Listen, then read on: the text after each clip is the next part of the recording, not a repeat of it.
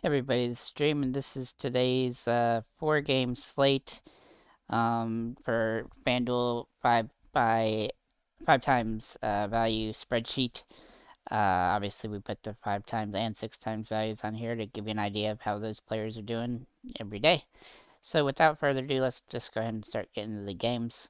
There's only 4 games today, and so the first 2 games are going to be your pace-up games. Your bottom 2 games are going to be the slower games. The Blazers and Hornets and the Jazz and Bucks both are in pace-up games, whereas the Pistons, Nets, Rockets, and Lakers are also in pace-down games. And I'm also going to add that both those later games are really subject to blowout risk. So without further ado, let's get into individual teams. So to get started with the Portland Trailblazers, really the only guy that's been pretty consistent so far this season at his current price is Nurkic. He's a little bit high though still, but if there's anybody on the team that's worth playing, he would be it. Lillard and McCollum are both a little bit above what they've done so far this season. Same can be said for Powell and Covington. And then of course these cheaper guys, like maybe one or two of them is gonna 5x, but you just don't know which ones. Let's go ahead and look at the Hornets. The Hornets, they have some possibilities here with Bridges and Plumlee playing well and pretty fairly priced. Same with Hayward. I mean, Bridges is a little bit overpriced, but he's had some really good games. The question here is if Rozier plays, which it looks like he might, which would probably eat into Bridges and Hayward.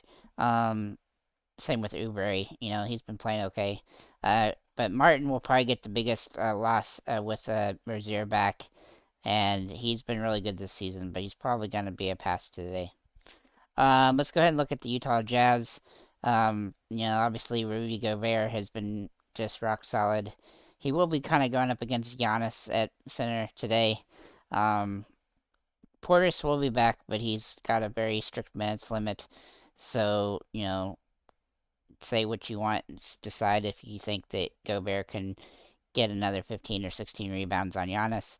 As for the rest of the team, most of these guys are overpriced with the exception of Bogdanovich. And, these lower, cheaper guys, they didn't do quite well yesterday, even with Conley out, but he's back.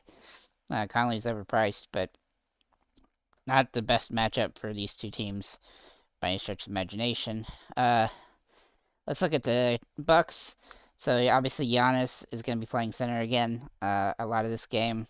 And Connaughton's got a pretty low floor, but he has been pretty good so far this season. It's just the risk of him only getting 11 points or so. You want to stay away from Portis because he's on a minutes limit.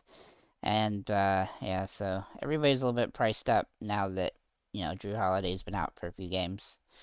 Let's go ahead and move down into the Detroit Pistons and Nets game. So obviously Grant looks pretty good today, except for the fact that there's a huge risk of blowout between these two teams. Same with Kelly Olynyk. He's looking okay, but he doesn't always play the most minutes, so you do have to worry about that. And then it's kind of like a point and click on which one of these guys you think are going to be the guy that blows up for this particular game. As for the Nets, everybody's a little bit overpriced here, especially Harden. He just hasn't really done it.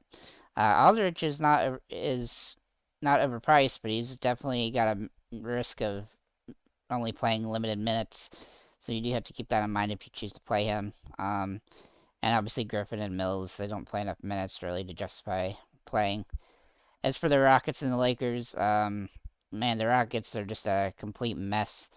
This is the biggest spread of a game for today. Now the Lakers have been known to let teams stick around, but this team is bad. Sengun is really the only guy that's even been remotely consistent, but he has a low floor. So you do have to be kind of worried about that. And nobody else is really worth playing off of this team.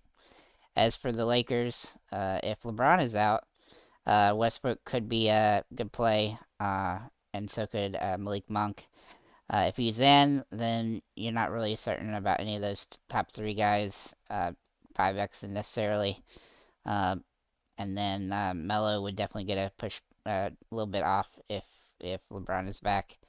DeAndre Jordan, he's been very hit or miss, but he has a very low floor as well. So it's not the best slate for games today, but figured I'd set it up and see what we can come up with. So If you do find somebody you like, feel free to comment in the description below. And have a nice day, guys.